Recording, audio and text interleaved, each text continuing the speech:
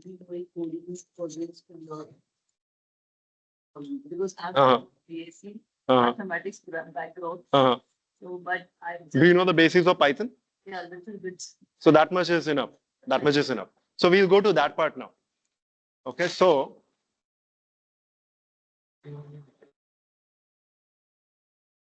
let's talk about what we'll do in this course. Okay, and what do you need first of all to go ahead and benefit from this course? You need to know basics of Python. I believe Oxy over there would have sent everybody the prerequisites. Anybody who has not gone through it? Okay, so I believe that everybody has gone through it, right? So what is required over there is very basic knowledge of Python. Okay, I also see this where people are like, you need to know these things, spend 40 hours learning Python and then you can master GenAI. No, not necessary. Okay, some basic syntax is what you need. And also what happens over here is you have your GenAI coding assistants coming to your rescue. You have the GitHub Copilots and the Amazon queues of the world, which can translate your natural language query to code and it can help you out. So you can offload some of the heavy lifting over there and you can still do it. But yes, I'm not talking about vibe coding Agentic AI applications. You will need to go ahead and take a look at the code and figure out what is happening. Okay. What is the other thing? GenAI basics. The plan is not to go ahead and focus a lot on GenAI basics as part of these 10 weekends. We can spend some time on that today, maybe as an exception, where we can open up maybe the prerequisites. If there are some topics over there which people are not familiar with, we can spend some time on that so that later on when I'm using terms like RAG or so on, people are not like, what is he talking about? So we can spend some time on that. What will we do overall over here? Let me go to that also.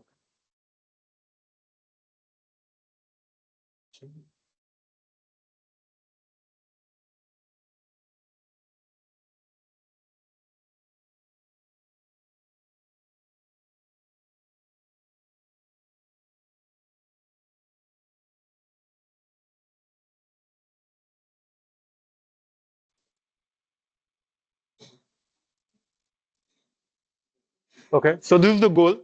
Course outline, GenAI basics, Python basics. We're going to set up dev environment over here. Okay, try to remember where you're all sitting. I would recommend that you always reuse the same space so that you are with the same machine. Not mandatory, but just good. Okay, because you might have some files over there and so on. Okay, we'll talk about Agentic AI basics today. As well as, at the end, we'll have some light homework. So what is this overall course going to cover? This. Okay, this is what we are going to have. So there's the foundation layer. Okay, so we are going to like go like this, okay, chronologically. Okay, so we are here. Okay, we're going to do this. We're going to talk about the fundamentals and so on. Is this clear for everybody, especially people at the back? Okay. All right. Can you read this? What is here? Perfect. Thank you. I was just testing. Okay, so then we'll go to the advanced theoretical concepts as such. Okay, how do you manage memory and what is the design principles that you go ahead and use to go ahead and build out Agentic AI applications? Okay, all of that. Then we will go to the really fun stuff. Okay, where we start building out applications. Okay, so that is where we stop doing theory and we are going to apply that theory. Okay, so we are going to say line flow. Why we are starting with line flow? Because it is a low code platform. Okay, it is where you go ahead and there are these rectangles that show up. You click on the rectangles, you connect those components as such with each other and so on, and you are making progress. Okay, and that will be easier to do, especially for you, where you are like, hey, I don't want to deal with a lot of code. So that is easy for everybody in general. Because this is what I usually recommend when we are taking these classes, Langflow. We'll go ahead and build it out. Now, even though it maybe looks gimmicky, it can still be used for building out great solutions. Okay, and by great solution, I mean like solutions which solve customer problems and get us revenue. And I'm talking about that from experience. We have done that. Okay, and then we move on to Amazon Bedrock agents. Okay, Amazon Bedrock agent, the same stuff. Okay, we're going to use that framework, explore it, build stuff out. Okay, not just talk theory. Then the same thing finally with LangGraph. Why do we have LangGraph at the end? This is one of my favorite frameworks, by the way. Okay, but it also has a very steep learning curve. So which is where if you try to start with, sometimes people get discouraged. What is happening over here? They're breaking their head on the wall. Things are not working and all that. They're keeping at the end. Okay. Now also see there are three different frameworks being covered over here. You do not need to master all of them. I would be really happy if you do. Okay. And in my team, say it is our usual practice that something new comes up. We are like, we'll try it out. Okay, but please take a seat. Okay, but that's my team. Okay, see, my team's job is slightly different. Okay, our job is to go out and know everything that is there. Cutting edge technology is something that we should be aware of. All right. But for you, if it is becoming too overwhelming to go ahead and say like I want learning a new framework again and again, stick with one. Stick with one. Okay, and see there are different people from different kind of backgrounds over here. So some might just want to be like, hey, I want to go ahead and master just one and just know a little bit about the other. That's your choice. Okay, but I would really be happy if you went ahead and did all the exercises and all three. At the end, okay, is where we are having all the advanced topics as such, which are beyond the frameworks a little bit, where we're going to talk about protocols. People who have been into this space would have seen, articles on MCP. MCP is the USB of agents and all that. Very overused analogies, but it's right. Okay, so MCP, A2A, AGEO, and all that. That is what we'll cover at the end. But that is also like stuff. Without that, also you can build out solutions for customers, still get revenue. Okay, so which is where that's kept at the end, at the very end. Okay. Any questions about this? Can you just close a bit? Any questions overall about the syllabus? Okay. All right. And all of this we are going to do without actually spending money per se. This will require something much more valuable, which is your time and effort. Okay, but we will be able to go ahead and accomplish all of this, ideally speaking, with free LLM providers and so on, like Grok with a Q and things like that, even on Amazon. When we reach there, we'll go ahead and have a free AWS account setup and so on, which AWS is providing, and we'll be able to use some models over there for free. And we should be able to do it without that. Okay, in some cases where maybe there's like commercial involvement required, I might do it and I'll show it to y'all, and then you're like free to go ahead and do it along with you if you want. Okay. Okay. Let's take a look at setup. Okay, so we're going to need not a lot of fancy stuff, but some tools to really benefit from this, because this is going to be more of a hands-on class from, I believe, like week 5 or 6. From then we'll actually do a lot of hands-on. Okay, so when we were here last week for the book launch, we already had some of the kids from Ashay sir's class go ahead and set up some of these tools on each of the machines over here. Okay, but I would still ask you all to go ahead and verify this. From your command line, go ahead and run git. Okay, run git and just see if it is there. Some of you should already be able to see git bash on the desktop. Okay, so git bash will be there. If that is there, great. Okay. Visual Studio Code should be there as well. You should see icons for this either in the taskbar or in the start menu.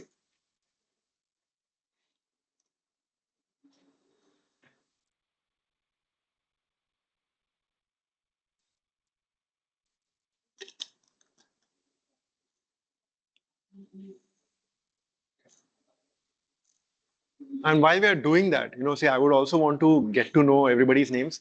Maybe I'll not be able to remember everybody's names on first go. I know some of you, okay, but if you all could just, mention your name, also where you're coming from in Pune, because that might also help some of you carpool over here together. And what do you expect to learn from this course? What's your main objective? Something, whatever you want to know. Mhm. Okay.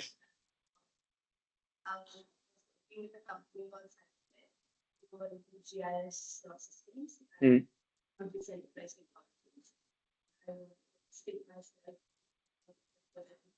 Mhm. GIS will provide them. Okay. So, Okay. All right. Happy to have you here, Paul. Mhm. almost I know graduate from BS in mathematics, and I have done my work in banking. And just after my childhood, I just stopped. And I'm just doing my IIT foundation I've done so that I can learn Python. My husband insists me go to this course. And so I'm just new and he told because it's all of AI. I just thought maybe I can just upgrade myself. If there's anything opportunity, I can think of it. Sure. Or I can do something like you, teaching to others. Sure. Thank you. Glad to have you here, Francina. So I hope people are also able to hear over there. Pearl from Pimple Sodagar, Francina from Yerwada. My name is Shraddha Patnavi. I'm from Kandiwadi, Pimple. Okay. I studied in SEAL. So I know already there's a program, but I don't know just Python and all, but I have covered C, C++, Java. Okay, all right. And now I'm working in an institute called as a computer research. Okay. The computer. Okay, perfect. So now, just for Shraddha alone, right? What I would also say, while we are going through this in our class, see if you're more familiar with Java, there is something called as Spring AI. I would request you to take a look at that, on the side, where that might be just a bit easier for you to pick up. But do focus on this. All right. Good morning, sir. My name is Monica, and I'm a final year student in computer engineering. And I joined this course to upgrade my skills and to find a Got it. Which should be the primary motive right now. Where are you from? Sinchon. Okay. Nice to have you. Hey, one more person then from Yerwada. I'm recently completed my Master of Computer Science from MIT College. I come from to gain my knowledge, my technical knowledge, and to start with career. Got it. Got it. Nice to have you, Yafi. Yeah. Good morning, sir. My name is Alisha. Final year student, so I'm going to College of Engineering. And I wanted to upskill myself and I've been using after Got it. Where are you from in Pune? Chinchwad. Okay. So my name is Tushar. I work in Pentagon Systems as a solutions architect for the And so first of all, I would like to thank you. I've been following you on LinkedIn for quite some time. Okay. And if it wasn't you, I wouldn't have joined this. Let me be upfront of that. So I'm excited to learn. So I work on AWS, but basic services. So yeah, because our target market is SMB. Got it. This is not very much affordable for SMB segment as of now. Yep. So I wanted to upskill first and do a hands-on myself so that I could recommend these services to startups and enterprise segment. And where are you from over here? Hound. Okay. So Tushar, for you, I would also recommend then maybe take a look at AWS AI Practitioner Certification. Yeah. Because that will also get you a lay of the land on the AWS stack. Would be helpful that way. Samir. Yeah.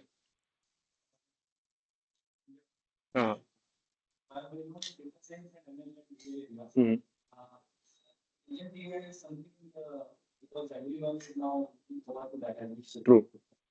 So I wanted to actually put that. Motivation was so I had a background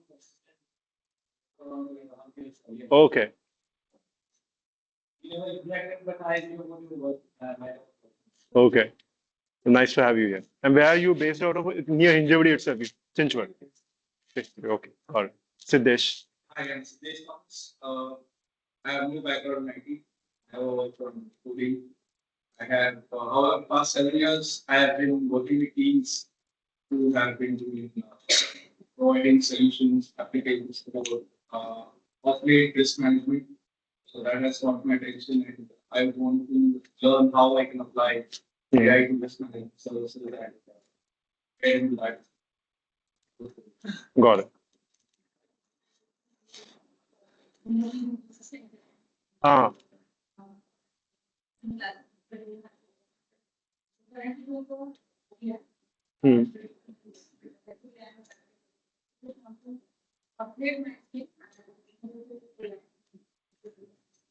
Got it. Nice to meet you. And where are you based out of in Pune? Pimple Gurav. Pimple Sodagar, Pimple Gurav. Yeah. Yes.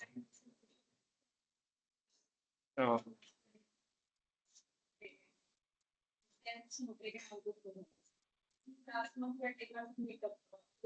Uh-huh. You stay close by, you had mentioned, I believe. Uh-huh.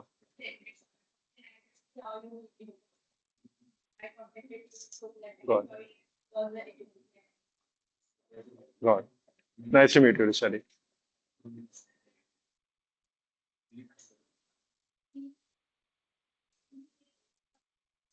Mm.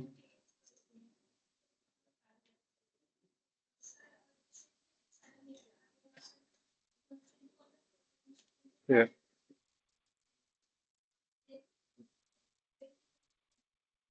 Right, right.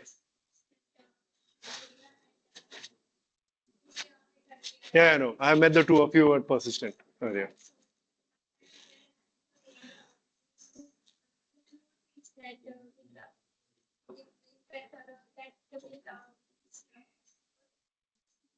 Got it.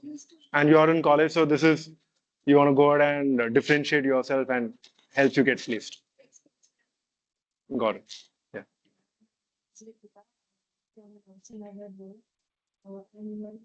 Computer engineering students at Eastern School of Engineering in Mm. get into this Python and GenAI projects sticking with it's need of an art. Mm. So I also want to learn explore. Got it.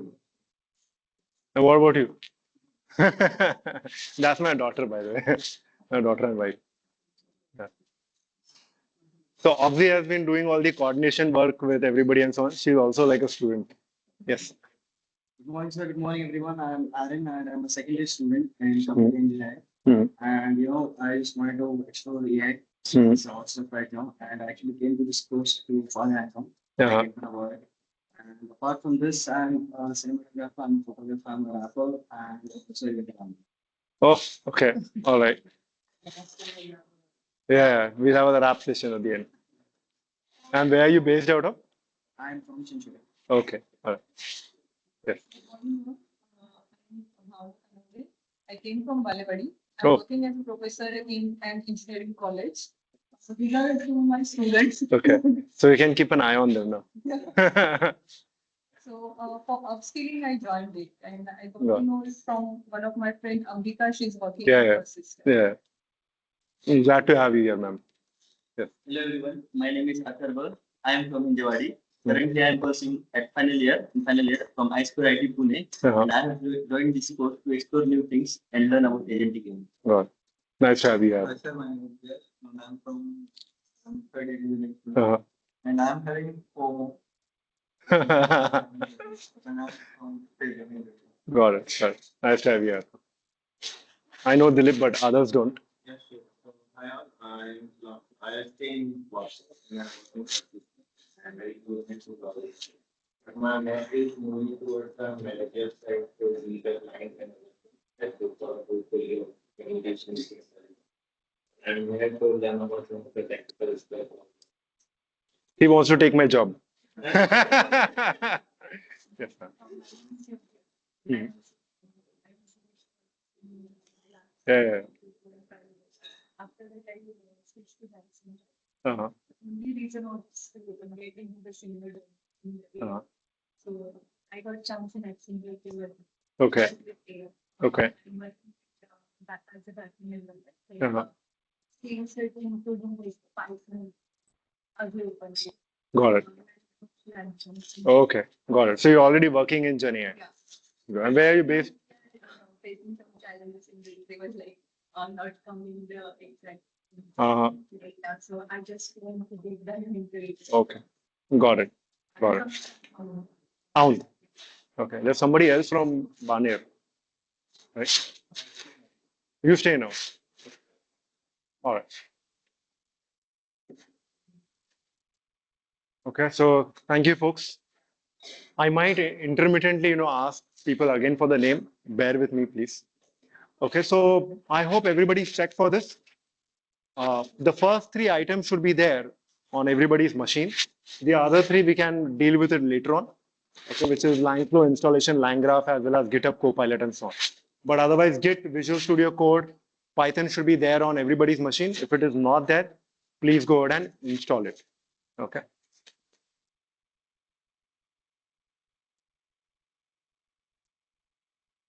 Another thing is that I would request that everybody installs Discord, okay, a Discord app, because it will be easier for us to kind of stay in touch over there instead of WhatsApp. It just makes it easier. Okay, so Discord app on your phone, etc., and so on, and that is where we'll have most of our offline Q&A.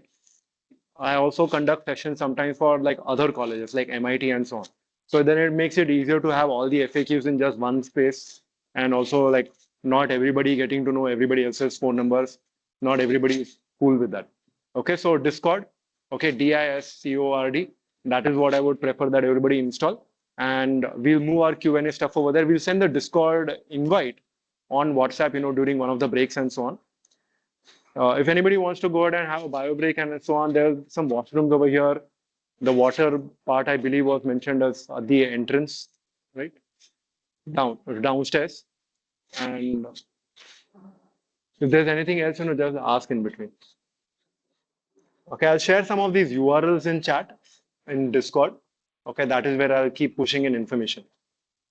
Okay, there are some other items also which need to be installed, but let's not get into that. Maybe on day 2 tomorrow we can do that.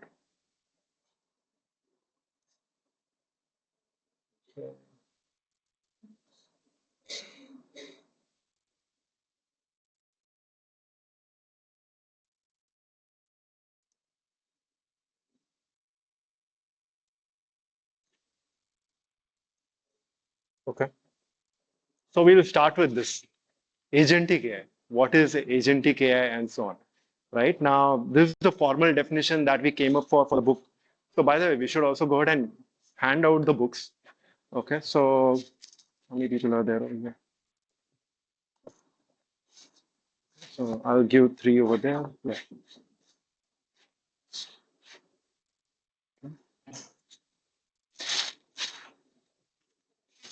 One more over here.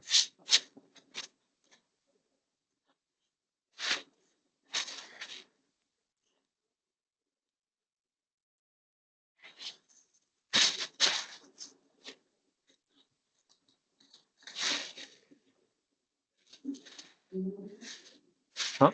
Yeah. I'll give you. Can you just pass it on?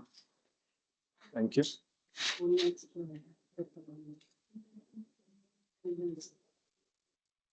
Think we have done.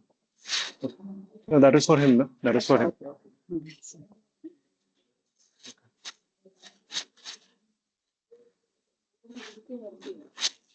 Probably. So you mark that. Attendance mark for me. We'll do that in the break time. Okay. Okay.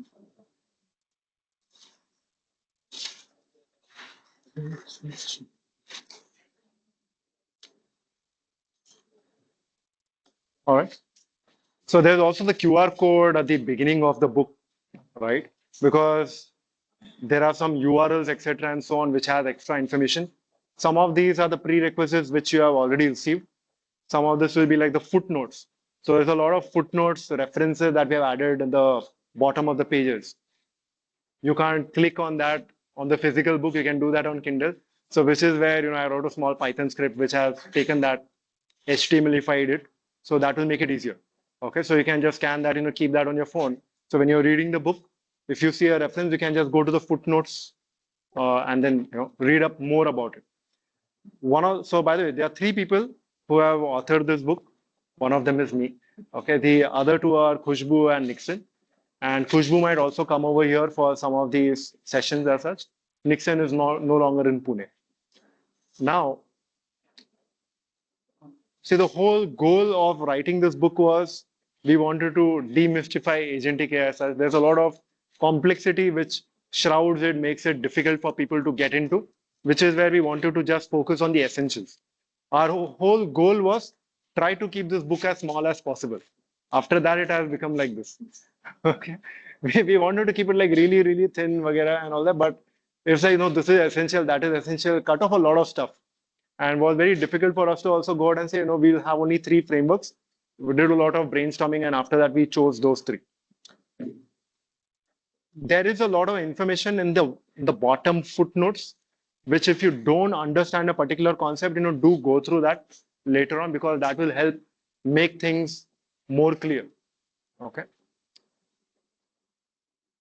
Now, the definition that we have come up for in the book about agentic AI is that agentic AI is nothing but a special application of GenAI. GenAI is basically when you have your LLMs, and that is a raw part. You send it a request, it gives you an output. You say, write an essay on a rainy day. It will give you that. You say, translate that to French. It will do that for you. You will say, go ahead and write me code for merge sort. It will do that. You say, create an image of a cat in an astronaut suit on the moon. It will do that. Okay, that's the power of Gen AI, which is generative AI. It generates things. It can generate text, can generate JSON, it can generate code, can generate images, videos, audio, so on. Agentic AI, if you're saying, okay, there's raw power. We're going to take that, we're going to stitch that up with tools and do something productive. Okay, instead of just saying like, generate an image.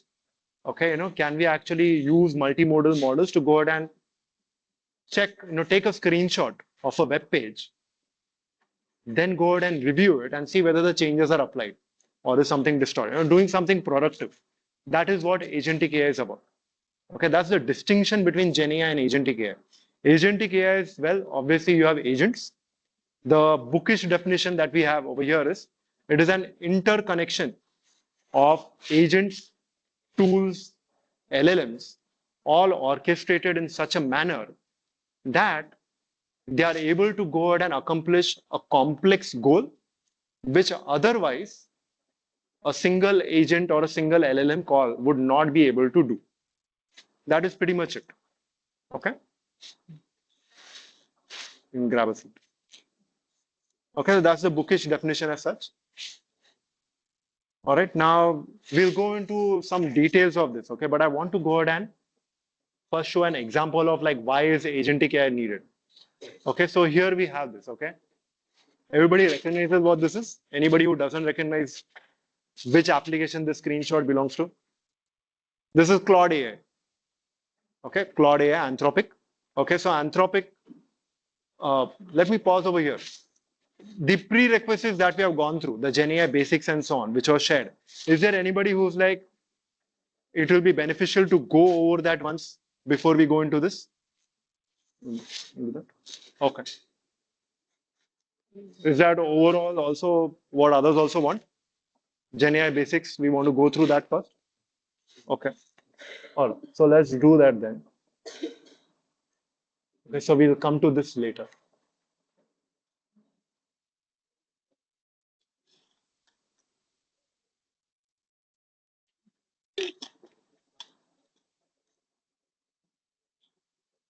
Okay. So GenAI,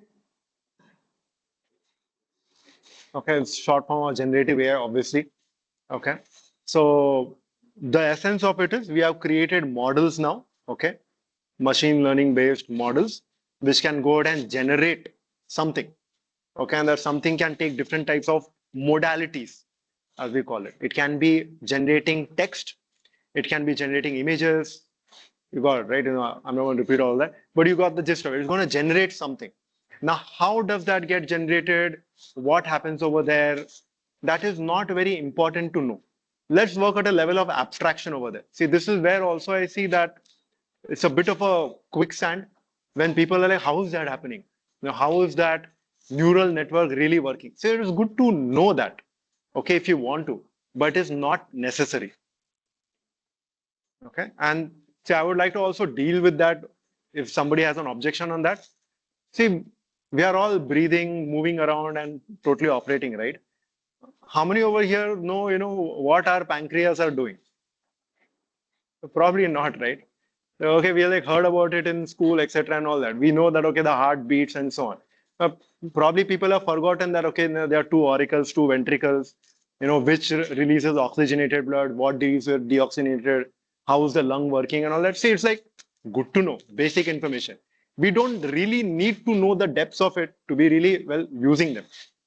You get my point? And that's the argument over here that I'm making. That see, if you want to go ahead and really figure out how transformers work and how exactly is the attention white paper from Google helping in all of this, do that if you want to. but don't make that a necessity for you to start on this journey.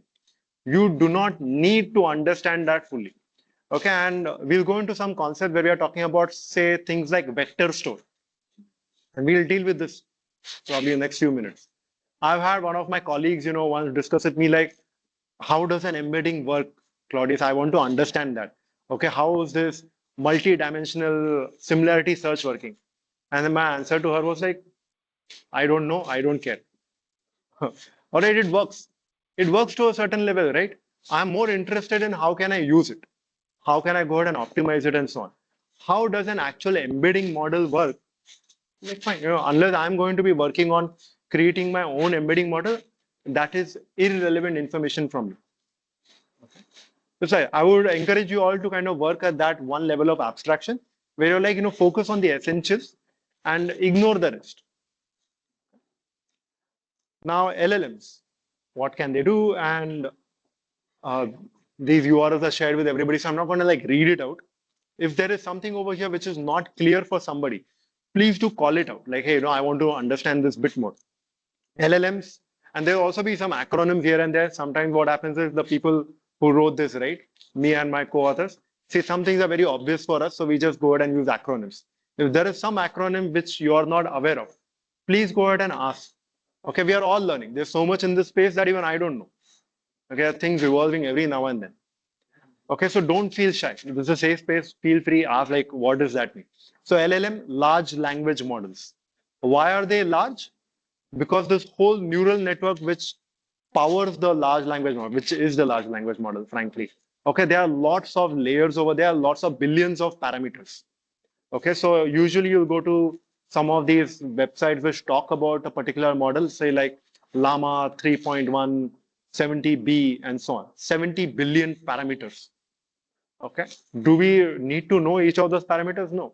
It gives you a general idea of how big that model is. So the bigger a model, the more compute that is required to go ahead and run it. Just like when you're going to the Play Store, okay, if you have only like 10 MB of space left on your phone, you can't install like a 50 MB app. Okay, so just like that, you can't take a 70 billion parameter model and run it on very weak compute or weak CPU. Okay, and on some specialized models, you obviously need GPU to power it. So larger the model, the more capable it is of handling complex tasks.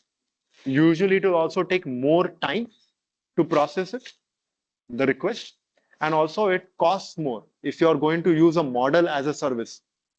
Okay, is model as a service a term which everybody is familiar with? Yes, anybody? Not familiar. Okay, so now see, this LLM needs to run somewhere, correct? It needs to run somewhere. Like for example, this is my website, right? claudiusfanano.com. Okay, it is running somewhere. It is not running on my laptop. It is hosted on my personal AWS account. Okay, so there's a server over there where I've hosted my application. This is a WordPress application which I've just hosted on the AWS stack. So it is a server. I'm using it right now on my laptop. Client. Okay, I don't need to run it over here. Can I run it on my laptop? I could. I could, right? The same WordPress application. I can take that code and run it over here. But then I'll have to work on how do others go ahead and access it. I could go ahead and access it as localhost or 127.0.0.1 and so on. I'll be able to access it. Other people might not be.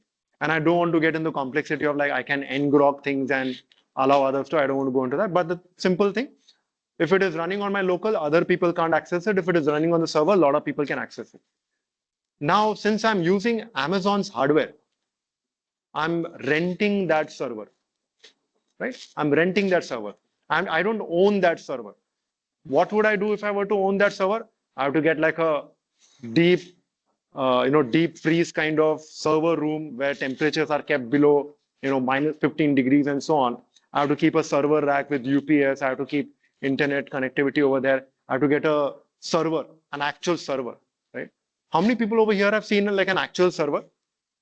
Okay, so that's good. Okay, so there's like big server boxes which you get and you keep it in the server room and then you host it. I don't want to do that for one website, right? That's too much of a pain, which is where Amazon went from like selling books and things like, oh, we have a lot of server space left. Let's go ahead and rent it out. So a very novel thing, right? Jeff Bezos started with selling books and then he's like renting out servers. It was an unprecedented move, frankly. I kind of changed a lot of things. And that is where cloud was born.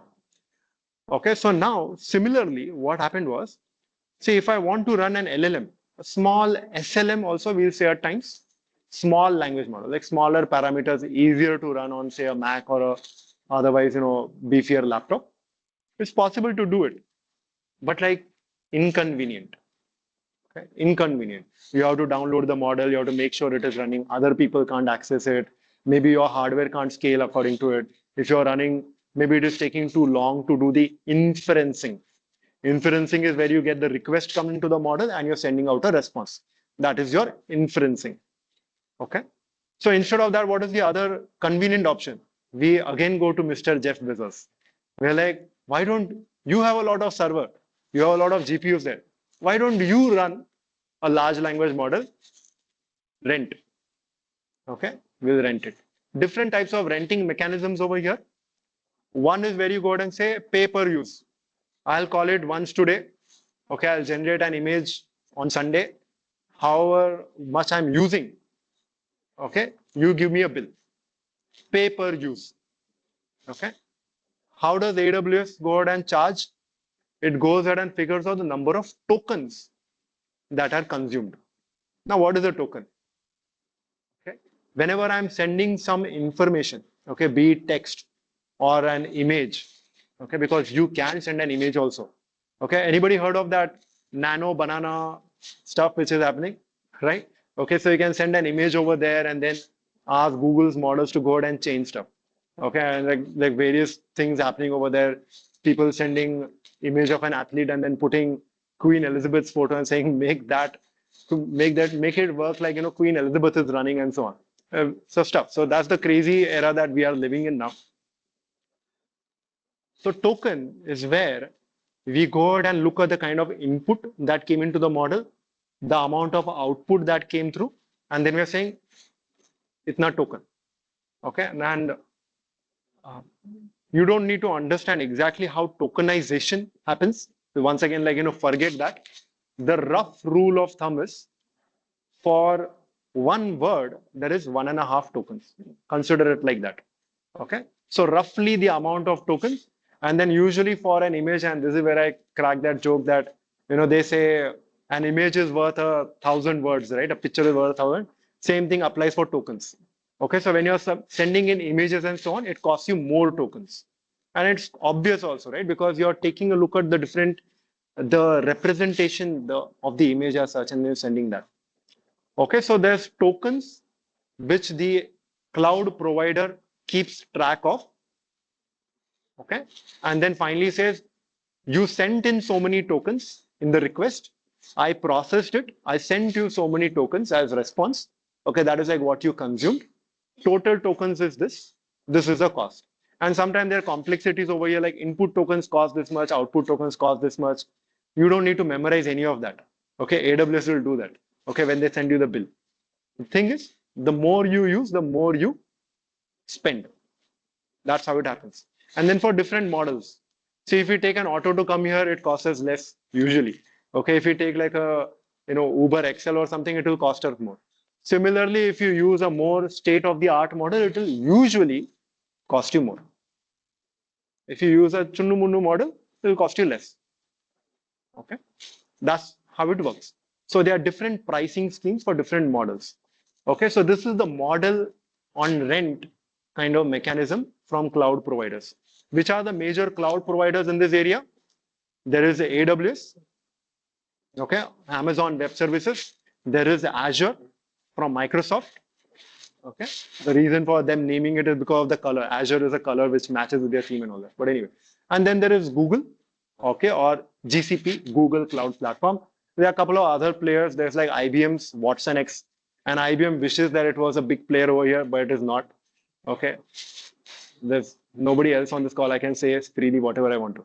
Okay, and a couple of other players over here. Some of the notable ones would probably be Anthropic. Okay, but then Anthropic has also kind of made their models available through Bedrock. There is OpenAI, which has made its models available through Azure. There are some of these models which are available open source. There is Grok, there are others and so on. You do not need to know all of these models. Okay, that's fine. You just got to treat it like, oh, here is a bulb. Okay, you buy a Wipro bulb and everready bulb, whatever you put it into socket, it works. Okay, so that is how most of these models are. There are different types of models. Some of them generate text. Some of them are better at coding. Some of them generate images. Some of them can take in input as images. Some of them can generate audio. Some of them can actually do all. Okay, so there's different versatility when it comes to models, but that's pretty much what they do. Anybody over here who's like not used ChatGPT or not used Claude, any one of these? Everybody has used ChatGPT. Oh, fine. Okay, so different types of models, and I frankly don't want to spend a lot of time on this. You can read about this later on. But see, there are base models. Okay, it's pretty much like, okay, maybe you take your mobile phone, right? Okay, you take your mobile phone, like uh, Samsung or Apple or whatever, they sell their mobile phones. And then you go out and like, I want to personalize it.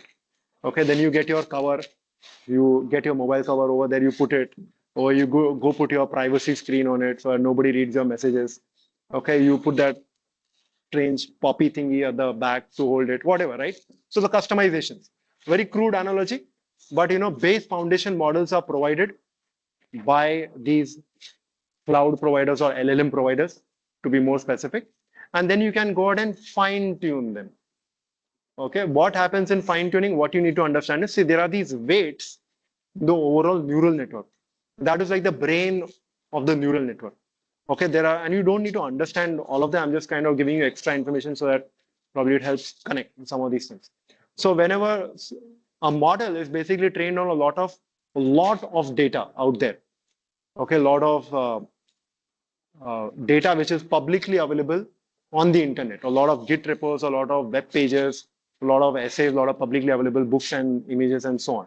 And after that, then it is like, now I know, now I understand things. But it is still not trained on still a lot of information. What kind of information do you think that is? They are trained on all publicly available information, right? But still, there is a lot of information that they have never seen or they have never been trained. What do you think that is? Sorry? True, but I'm talking about the information which is there in a storage system, but they have not seen. Something like that. Sorry?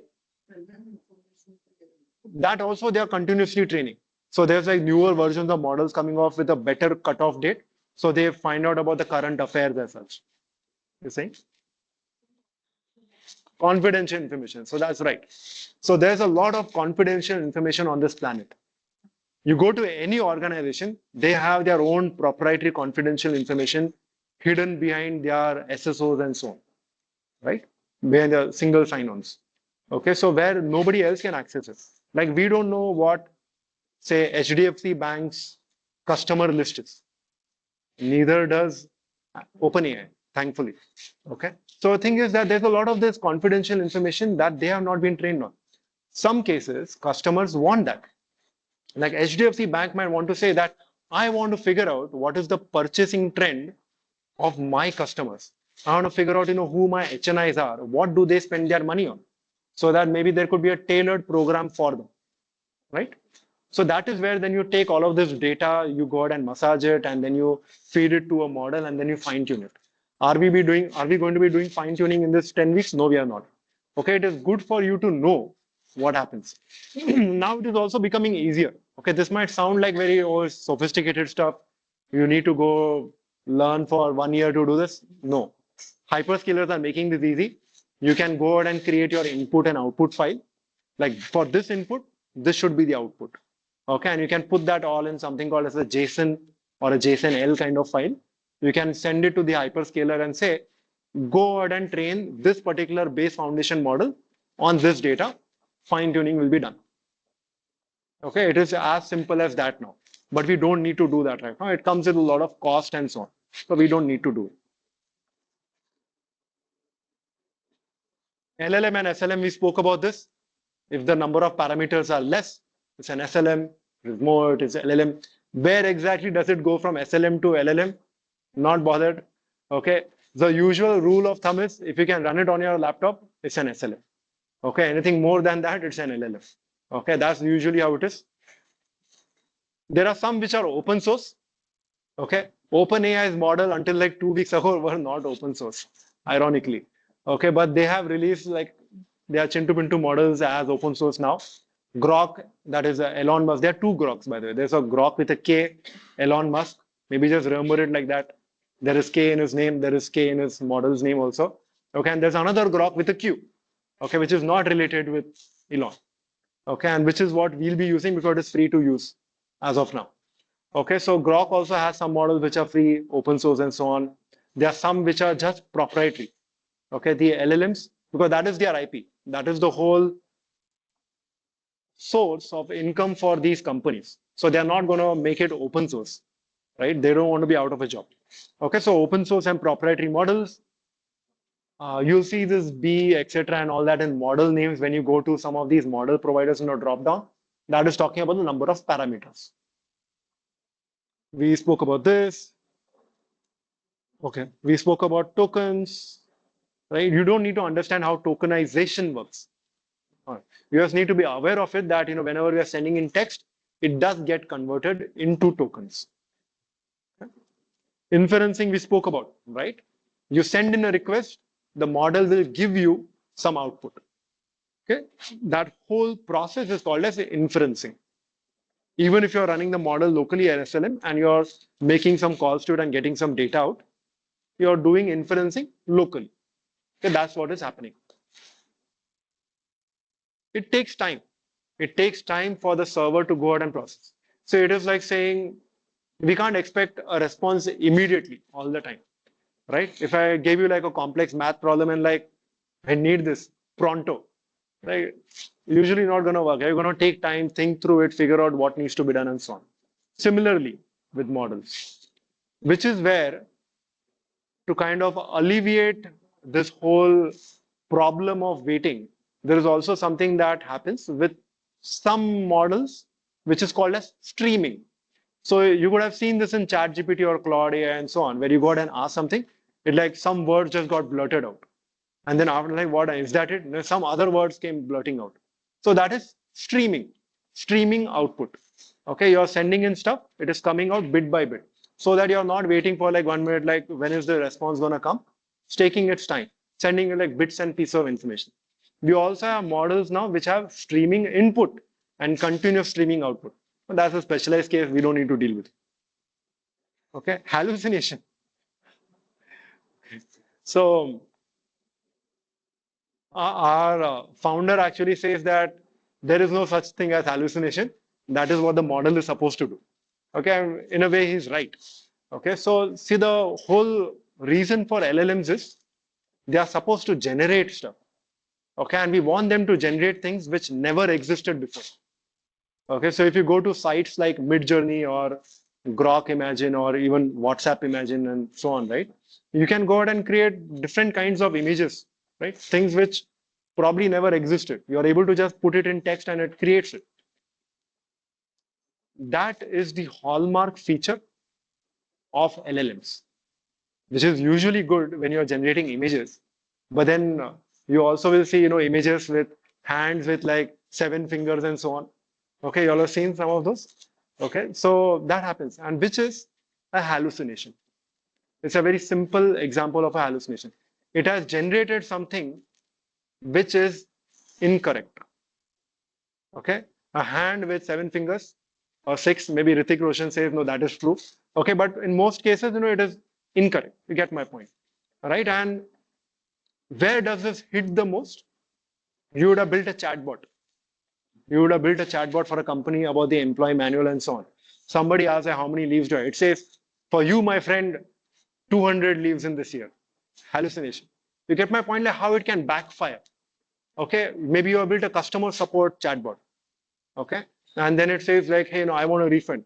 For you, with a refund, 100% bonus. Okay, you don't want your agentic applications to go ahead and hallucinate. Okay, in some scenarios.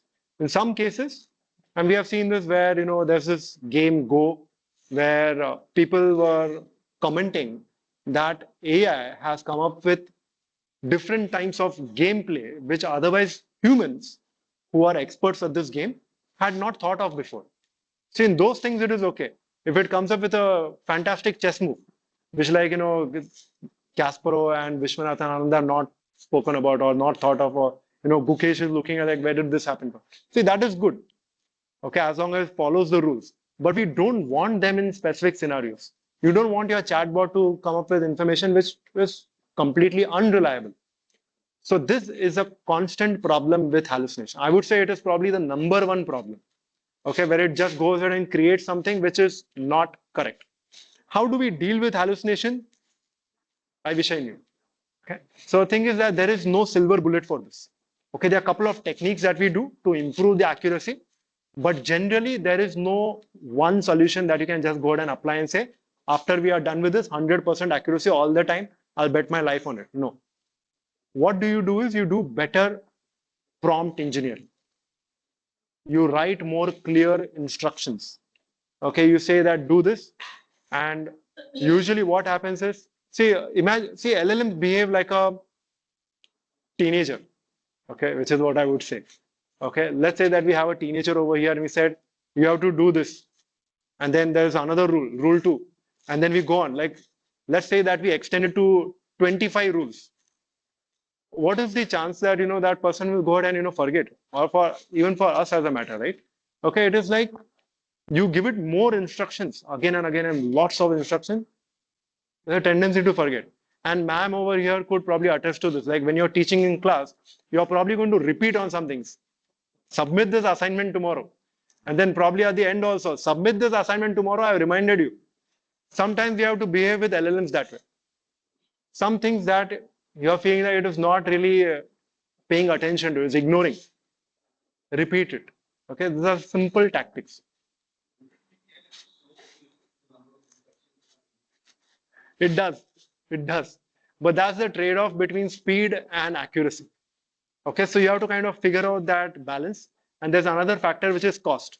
If you're sending in more requests or more instructions, it is going to convert into more request tokens, more money for Bezos. Okay, that's what happens. Okay. So how do you deal with hallucination? You go ahead and write a more clear prompt. You go ahead and repeat some important instructions. We have seen white papers on this where people are like adding an instruction at the bottom where the LLM is not adhering to your guideline.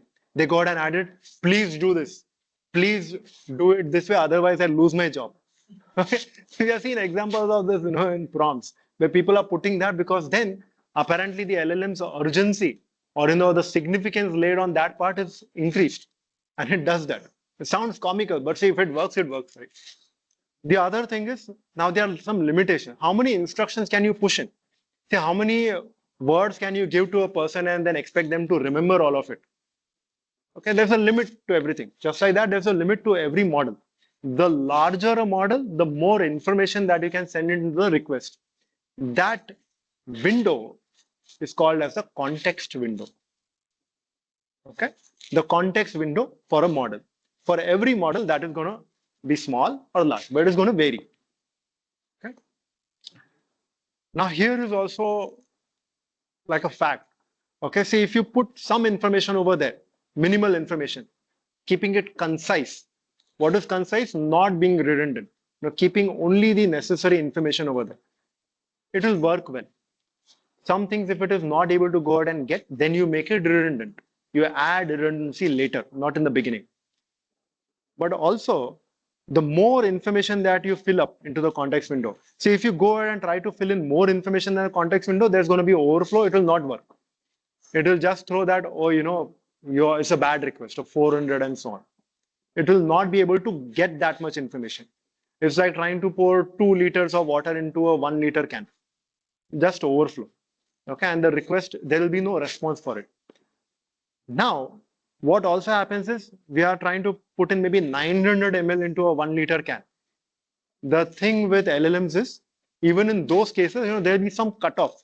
Once you reach that cutoff, the request might still work, but it will still compromise on accuracy. The accuracy drops. So there is a sweet spot. Okay, so you like keep adding more information, then suddenly it like drops again. You're better off giving it less instruction than rather adding more information. What is that sweet spot? You have to try out and figure out. Okay, because Is it because of the underlying model or it's a application? Because of the model.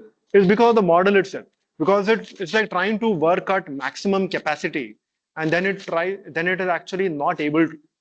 So there's like an optimum amount of information that can handle, which is lesser than your full context window limit. So it is like, when you're driving a car or a two-wheeler, right? So on your speed box over there, the speedometer, okay, it will show something like 200 kilometers per hour.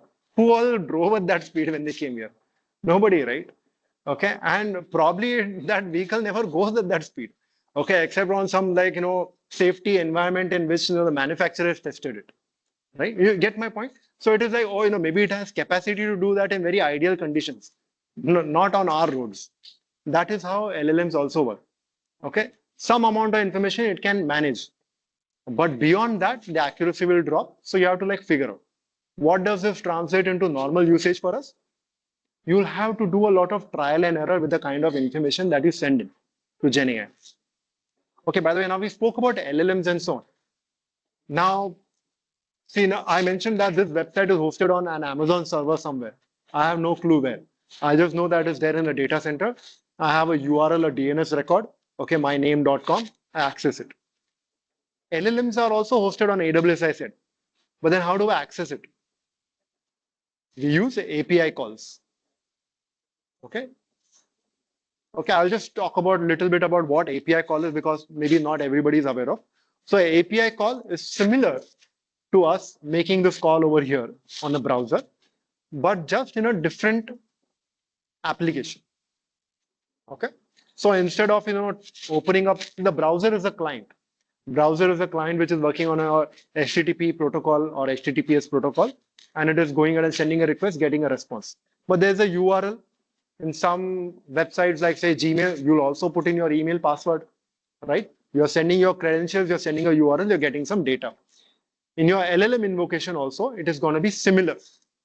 You're going to say, this is my endpoint. These are my credentials to go ahead and identify it is just me and not somebody else trying to use my inferencing endpoint for which I will end up footing the bill. So there are credentials for that. There is the LLM endpoint and then there's the response. How we'll do that? We'll not use the browser for it. See, on ChatGPT, what happens is all of that is taken care of by the GUI over there, the interface. When we'll be building applications later on, we'll just put these URLs and API keys similar to passwords to go ahead and do the same. Okay, so an API key is nothing but your password equivalent as such, which you're not supposed to share with anybody else. Okay. Okay, that is how we'll be invoking the LLMs when we are using LLM as on a renting kind of model from hyperscalers. Okay, and see, you don't need to remember all of this. Okay, just be aware of this. When we go into the hands-on and all that, you obviously understand it. Okay. Anybody wants to talk about their experience with ChatGPT, where they created a prompt and where they had to refine the prompt to get it to do their bidding? Anybody? Everybody said they have used ChatGPT, right? Yes. Yeah.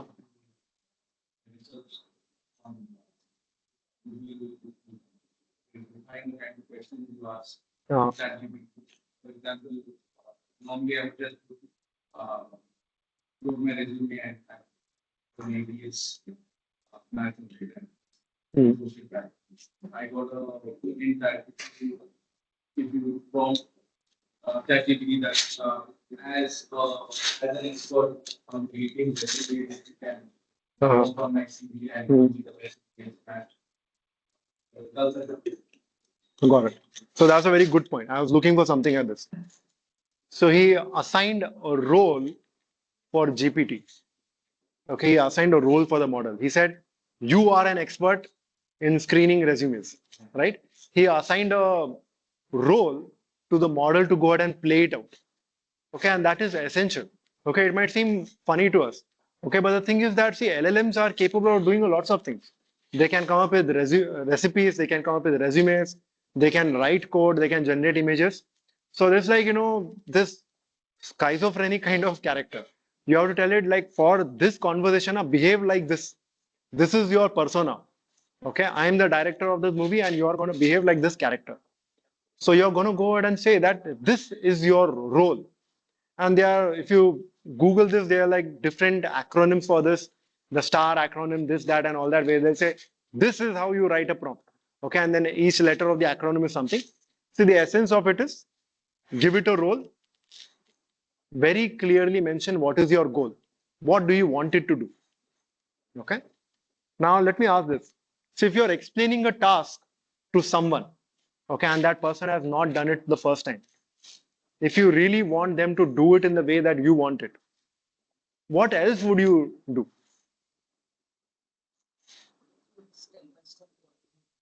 Exactly. Give it step-by-step instructions. Say like, hey, I want you to do this. This is the overall goal, but this is how you do it. Okay, step one, you go over there, maybe if it is for charging a laptop, it's like, well, first take the laptop out, see what is the current battery charge on it. Exactly. LMs are to be behaved, they have capability of a genius, but then they also have like the attention span of a child, and they also need that instruction. Okay. So we need to give it step-by-step instruction, maybe not always. See, this is where the prompt engineering thing, I can't just like pass it on to you. You have to try it out in different scenarios. What happens is, after a while, you will figure out Claude 3.5 can do this without step-by-step instruction. You will figure that out intuitively. Okay, you'll be using your GPT models and you'll be like, GPT model can handle this scenario if I just give it the goal clearly. Okay, in some cases, you'll be like, oh, this is a complex problem. I have to break it down. Okay. Now, in some cases, even after the step-by-step instructions, the models might not be able to go ahead and give an accurate response. Then what do you do? Okay. And then how did you solve it? Hmm. Hmm. So it doesn't work. It gives you 4 times less Uh-huh. even if I asked her to give please answer. Got it. So in this case, her problem is that she wanted to go ahead and use GPT to help with her writing the answer part. And it just gave a very short answer, but she wanted a longer answer. So one is that you can then go ahead and say, I want it to be of so many words. Do you try that? Exactly. So you can mention exactly how many lines you want or how many approximately words you want. In some other cases, you can also go ahead and give it examples. Okay. You can go ahead and say that, hey, you're a customer chatbot. Okay. You are supposed to give answers like this. And you can say, in this kind of a scenario, you give this kind of an answer. In this kind of, the customer asks this, you give this kind of an answer. See, this is how humans are trained right now in customer call centers. Okay, they have that whole thing, right? Okay, so even if they like one person is not there at the job, somebody else is there, they're all giving humans are behaving like robots, frankly, over there, right? In a way. Whereas like this is your guidebook. Okay, you talk according to this. We can make agents also behave like that. We can say that for this kind of an input, you're supposed to give this kind of a response. This is called as few shot prompting. Okay, you're giving it some examples, like in the guided examples, and that is few shot. So there is no zero shot prompting where there are no examples. It's a goal, do this. Okay, there is one shot where you just give it one example. There's few shot, many shot. So that's pretty much the essence of it. Okay, so a lot of your time as such in getting LLMs to do what you want it to will be confined to the prompt. You go to the prompt and try to go ahead and get it, coax it, nudge it to do whatever you want to, and that will help. Okay. And the best way to get better at it is to try out more and more examples, frankly. Okay, the chain of thought, caught. Okay, see this one over here, chain of thought. That is basically where we mentioned, the step-by-step instructions. Ask you to think about it and go on and so on. Okay, and this is usually also the part where I've seen people skimp on giving instructions. They'll be like, I asked for this, but the LLM didn't understand. See, the LLMs are not telepathic.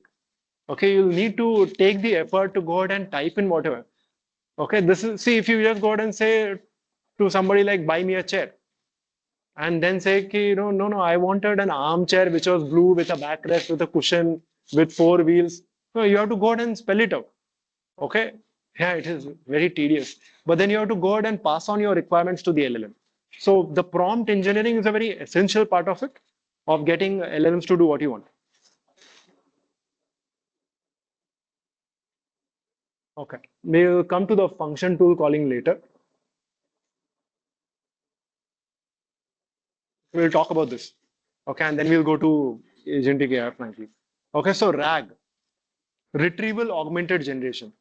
See, we spoke about this fact that the base foundation models out there are not trained on your company's proprietary information, right?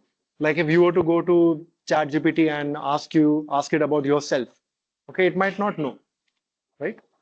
Okay, and if you say like, suddenly go to Claudia and like, how much money is there in my bank, in a bank account? It's not going to know it. It just doesn't have the capability to go ahead and connect to that. Okay, or if you go ahead and say, how many of my emails in my Gmail are, unread, it doesn't know that. But you can use GenAI to do all of these tasks for you as long as you build some connectors. So this also connects with the tool part as well as RAG. One is that you go ahead and build out tools to programmatically connect to these data sources. Okay, as long as that data source has some way of programmatically connecting and giving information and so on, which in most enterprise settings would have that. The other thing is this RAG. We can take a lot of proprietary confidential information, put that into a data source. Okay, and there's a special type of data source which are usually used with LLMs called as vector stores. Okay, now everybody over here has heard of or used a database, right? Database. Okay, so there's a special type of data source which is used with GenAI applications called as a vector store. Now, what happens in a database is there will usually be like tables. Okay, like let's take the overused analogy of like a institute's database schema. There'll be something like a course. Okay, like we are in the course, and then the course has students. So the student column will have something like everybody over here has filled up that form, right? So then we'll have that data of your name, phone number, gender, etc. Let's say that we put all of that into a database table. Then we can look up that. Okay, we can go ahead and say like, hey, select, we can write a SQL query over there saying that, okay, get me that information for this particular student. We can do that because we already know what we are looking for. But what happens with GenAI, usually we don't know what we are looking for. Okay, because there's just natural language query and so on. Okay, as in taking an example of, let's say I took my company's employee manual, okay, which has information about how many leaves are there in a year, what is, say, the maternity leave policy, what is what are the tenures in each grade for promotion, all of that thing, right? Where is the gym, what is the usage and all that. All of that information is there in this big PDF. Let's say we took all of that and we pushed it into something called as a vector store. Now, if somebody were to ask this GenAI chatbot that we built, what is the leave balance? Okay, or forget the leave balance. How many leaves does an employee get in a year? Now, what happens? There's a natural language query. There is no table underlying this vector store. It has to go ahead and figure out, okay, leave in a year. It has to go ahead and figure out where exactly does it match in this whole corpus of information. How do we do that? Okay, one simple way would be that we just go ahead and search for things, but then it might not always match over there. Okay, maybe somebody asks for a different synonym. Okay, maybe over here it is not called leave, but something else. Okay, synonym for it. Becomes difficult to go ahead and match that. Okay, by exact strings, which is why we need a vector search. What is a vector search? It is basically us taking a lot of the information and saying that um, there is an example like, oh, there's a, say we having a lot of information about animals. Okay, so there's like dog. Okay, so let's say that we have to put that all in this 3D space. Okay, uh, or forget that. Maybe we are arranging animals, okay, animal card names on a table. Okay, I'm just going to think that, there's a table over here. So I have a lot of these animals. I take dog, I put it over here. Okay, the next card that I pick, okay, maybe it is a peacock. So then I'm like, dog is not like a peacock. Let's keep peacock over there somewhere. Okay, and then suddenly I find, kangaroo. Then I'm like, kangaroo is closer to a dog than a peacock. So I'm keeping it somewhere over here. Okay. And then maybe I have something like greyhound. Now, greyhound is a very specific type of dog. So I'm keeping it closer to dog, away from kangaroo, but very far away from peacock. You're getting my drift? And then maybe suddenly I get something like a peahen. Then I'm like, oh, peahen, that is very close to a peacock. So let's keep that card over there. Okay, but away from these. Now say I can take all of these cards and arrange them over here.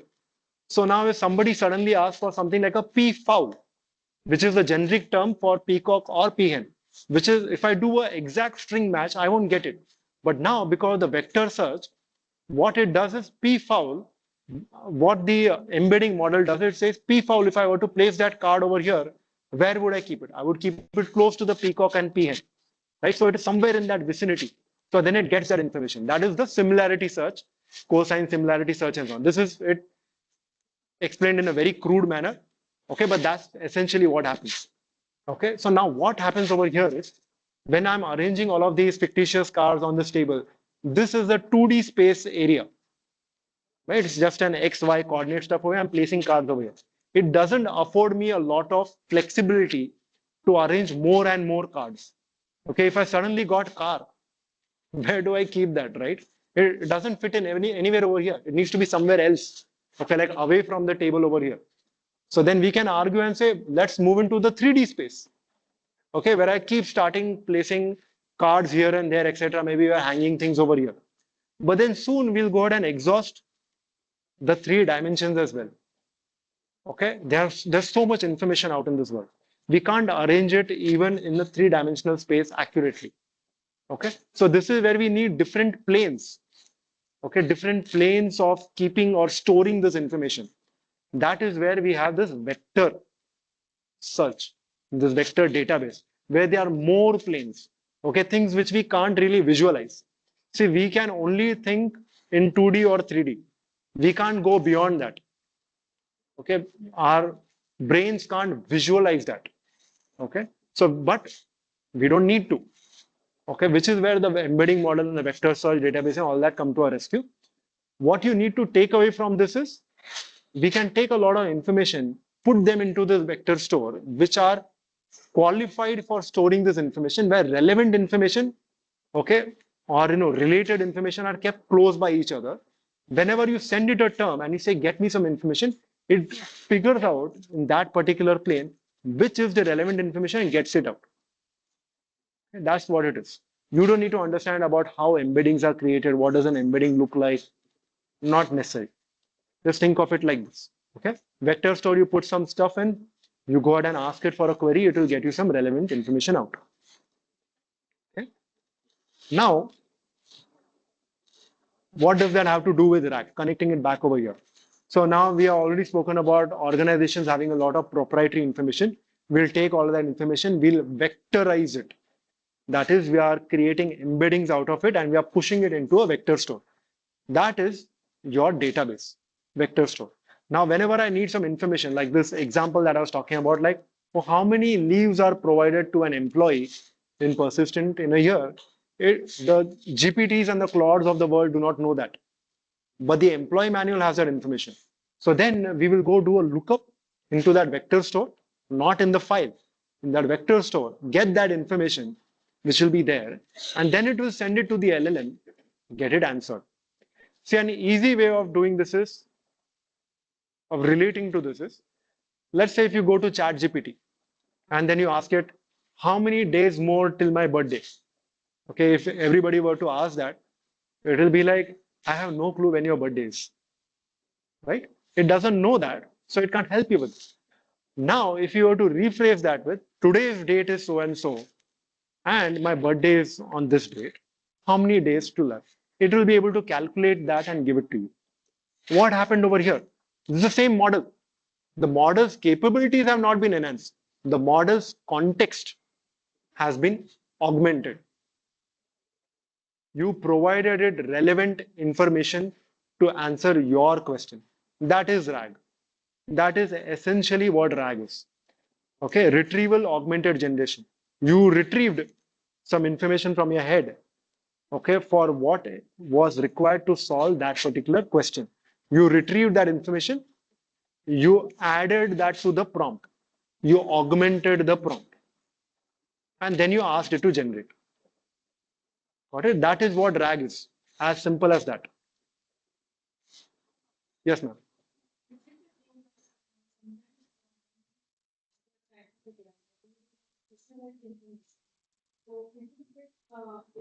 So, like in the pixel form, and in the future, way, it will you remember just for example, whenever I asked, I gave the pay that I was change my profile from academics to industry. So after we did like this to another page, that was very related Contextual. current working technologies in mechanical. So it links these two things. So while answering the question that I am a background, and for you, these are the mechanical things. That time my intention was not to link these two things, but it linked. Got it. So we can just think that personalized information is stored in the form of pixels. So good point. Okay, it is also something which is in the advanced topic, okay, on the memory management part. But because you asked about it, I'll talk about it now. Now, see, the RAG part is like a capability where you can put information and you can get information out. Now, it is this whole agentic workflow that we build, right? Where the agentic AI engineers, you all, you decide what information you want to store and when you want to retrieve that information. So now what we have seen, consider it like this. Okay, let's say that see, I used to take this cab every Monday. I used to take a cab from my home in Bombay to go to the train station. Okay, so and then in the first few times, when I used to tell the cab guy, there used to be just one guy early morning over there at like 6 a.m. or so, and then I used to tell him the other station, the other station. Okay, and then after that, after a few times, I'll just sit in over there, say hi, and he'll be like, he'll just go because he had now figured out like now suddenly I'm not going to say take me to the airport. You get my point? He knew what was happening. Now I didn't necessarily go out and say remember this information, do this for me and so on. He made it a part of his customer service, if I may, to go out and say that I'm going to remember this usual behavior. So now that is what ChatGPT has done, right? Where it is like, hey, I'm going to take a look at the conversational memory, store some things into my long-term memory for this particular profile. And this is what we end up building into our agentic applications. Okay. So there is a capability now to store information, get information. As of now, I will say that, just retain that. We'll go into the memory concepts a little bit more later, as we advance into the step by step. There is short-term memory, there is semantic memory, there is long-term memory. So what you have talked about right now is an example where a GenAI application is proactively storing some attributes about the user in long-term memory and also recalled it when there was a related query coming up. So that is where we start seeing intelligence in the systems. Okay, rather than us saying that, hey, last week I told you about this, now try to make it contextual, because nobody wants to go out and repeat things, right? So that's where it is. Okay, so RAG is the capability based on which long-term memory is built. Yes.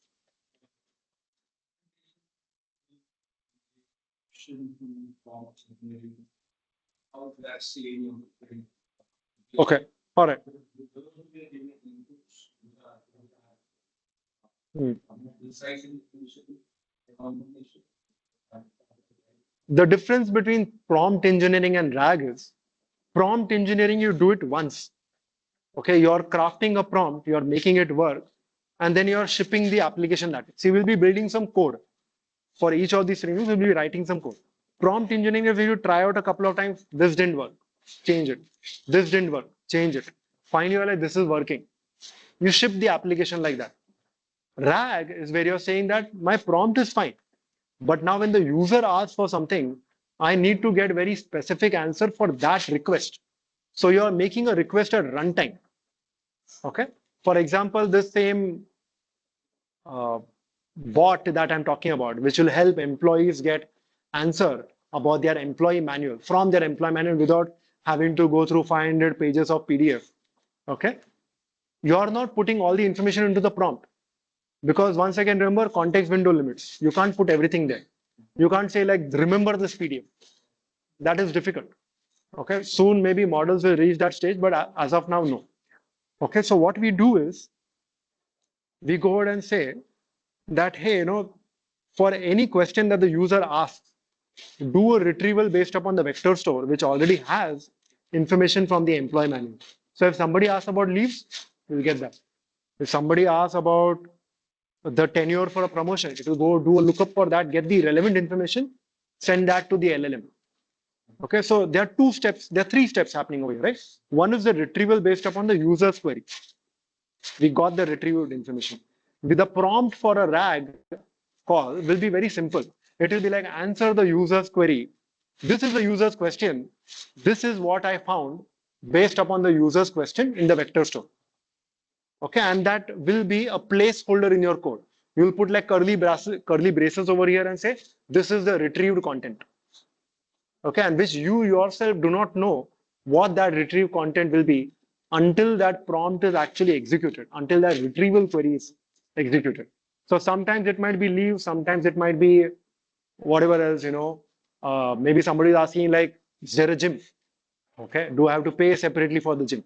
So it goes ahead, retrieves that information, adds that in the prompt, then sends it to the LLM, and then gets that information back. Okay. Now, why is that LLM call required at the end? In case somebody is wondering. Sorry. See, the thing is, if I were to just send this as it is, then it will be like there'll be just some text that I have to read. See, we inherently are lazy. Okay, let's accept that.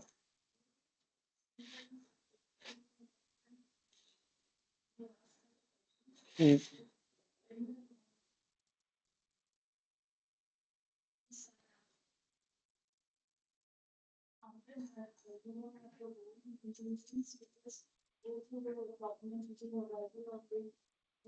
Mm. Yeah. There was a red flag. Says Yeah. there's a red. Maybe Okay. they must have some keywords. So why could somebody translate Mm. Okay. in such a situation Okay. Could be. Now that will be where we are talking about guardrails probably. Not sure what exactly the question was on that you had asked over there. Hmm.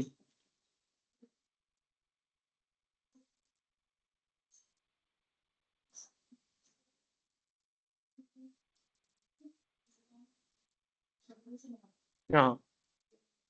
Got it. So that would be a classic case of probably guardrail acting up, where something that you asked was probably flagged, and then it said that I can't respond to this. Can happen. Uh, Now coming back to this part, right, the RAG portion.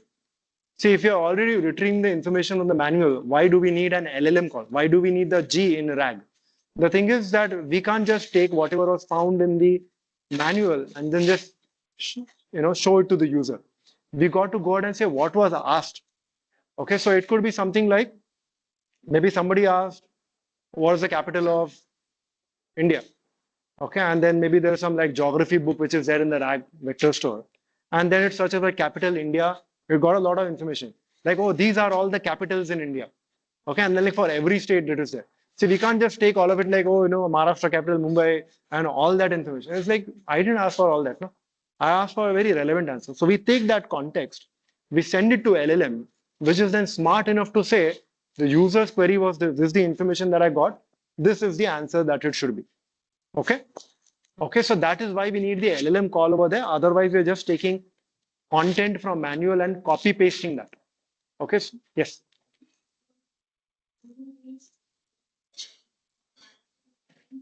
Mm-hmm.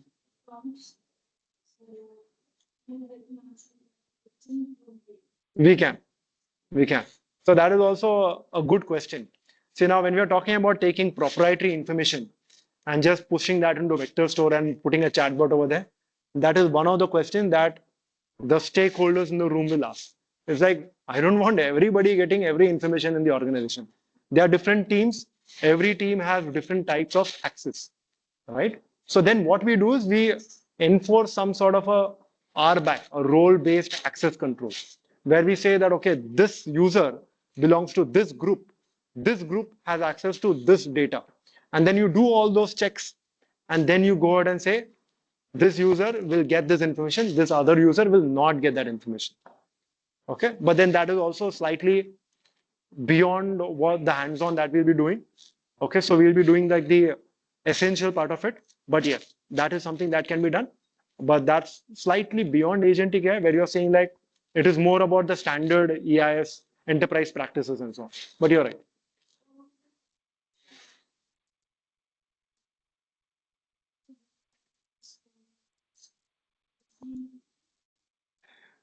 Okay, so good question. See, in some cases, what we do is we have the same. So the question is that now we are talking about multiple groups of users.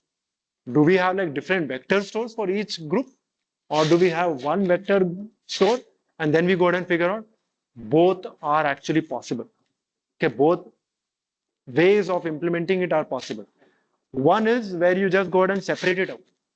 Okay, and then you say ki user A group, user A belongs to group A. You just go to group A vector store. Okay, and easy peasy. But then you're also duplicating your data in different vector stores.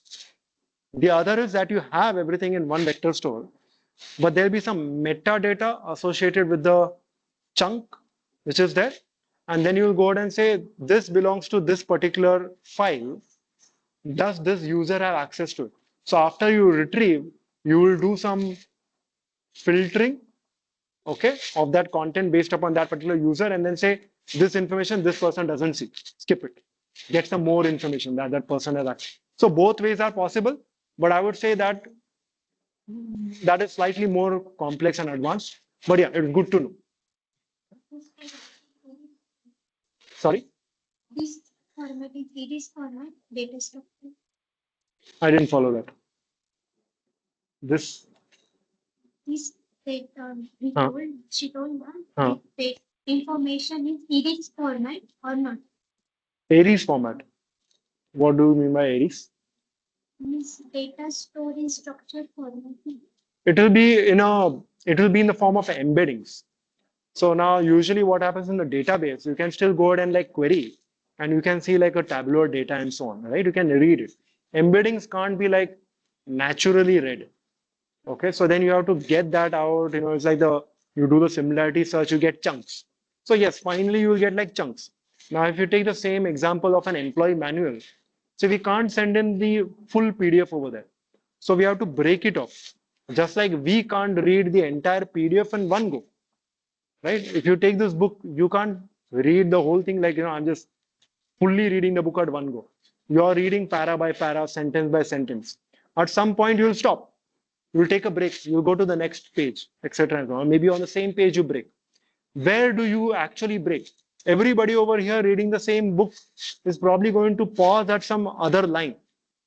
Similarly, when you are vectorizing, say, a digital copy of this book, you can have some amount of control. You can say, go ahead and break at this limit. Okay, there are certain splitters, recursive character splitters and so on. But I want to avoid going into that aspect. But the thing is, there are ways in which we can control where you want to split and how you want to structure that data. Okay, so imagine that they are small within the vector store, they're like small chintu containers. Okay, where you're putting this chunk of information. You're putting that information like, oh, this is page 3 of this book. Starts from here, goes over here. And this is like page 4, maybe. Some cases, and you see that on this book also, right? See, not on every page are we actually finishing a sentence. Right? Just the way that we can't always take information and fit it neatly on like one page, right? It overflows sometimes. So sometimes what happens is on the beginning of a chunk, you might be like, it just starts with was done, or like what was done. You want to understand like where did it, what was done. You want to figure that out. So this is where a little bit of where to start a chunk, where to end a chunk, how much of a chunk overlap happens. All that comes into play. Okay, so there are some tweaks over there. Once again, uh, I do not want to go into the details of that now, but rather just stay at the high level. So vector store will have the information. It will be not in a very structured format. It will be in this kind of unstructured way, which different chunks, and each chunk will have like a address or a metadata saying that, okay, this information is belonging to which file, where did it come from?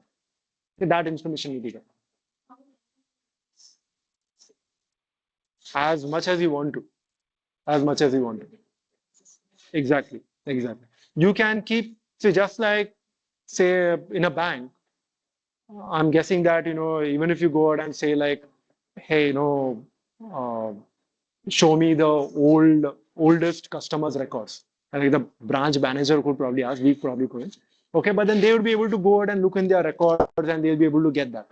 Right? Some of these banks are still running stuff on mainframe, like COBOL programming and so on. Okay, so which is like having like eons of data until I'm guessing like even after the guy dies, we still hold on to the data. So similarly over here in vector store, we don't really have any technical limits. We can go ahead and keep putting in more information, and so on. Usually, we are not bothered so much about deleting information as opposed to updating or overwriting information. So if you go to the employee manual, this now overused example of leave balance. See, at some point, maybe our HR says our people are working too hard. We're going to give them 2 more extra leaves in a year, right? Okay, so in that case, we had some old information in the vector store. We want to override that. So overwriting is more common rather than just deleting. Okay, like that.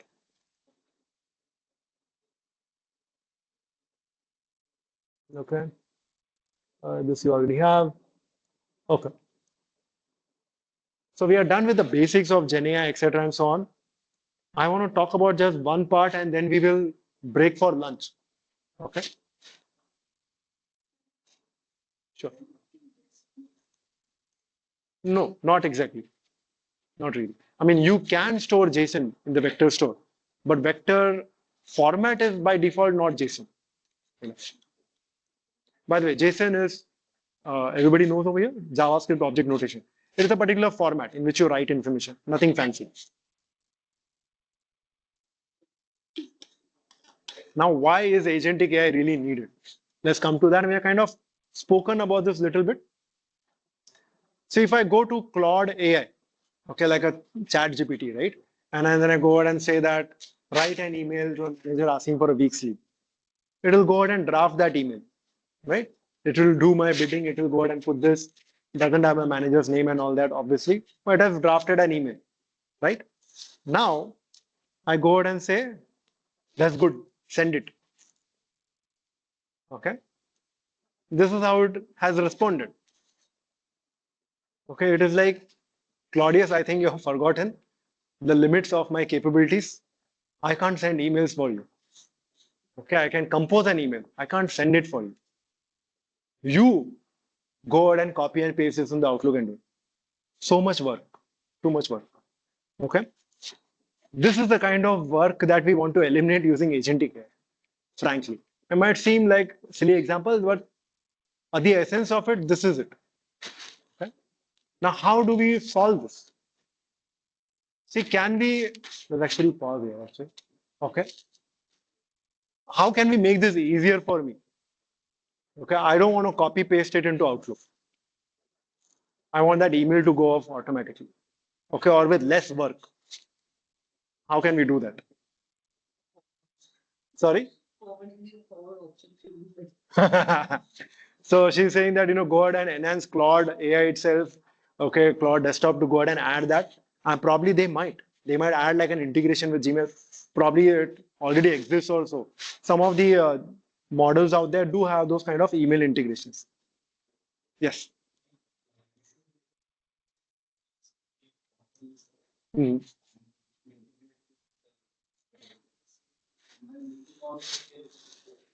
Correct. Okay, so the thing is similar, okay, on the similar lines over here. I'm trying to think about what we can do on our side without modifying Claude. Now, one way of sending emails is we open up our Outlook or on our phone, Gmail, etc., and we type in the email and we send it. See, the thing is that is just a fancy client. Okay, whichever app you use is just a client which is using some underlying protocol, IMAP, SMTP, POP3, whatever. Okay, it is using some protocol to do it. The thing is, we don't want to deal with protocols. We want it to be fancy. Okay, where we are typing in stuff, we say good, it says morning. Okay, we want autocomplete and all that fancy feature signature safe. That is the whole convenience which your email client offers you. As simple as that, right? But there is also another way to send it.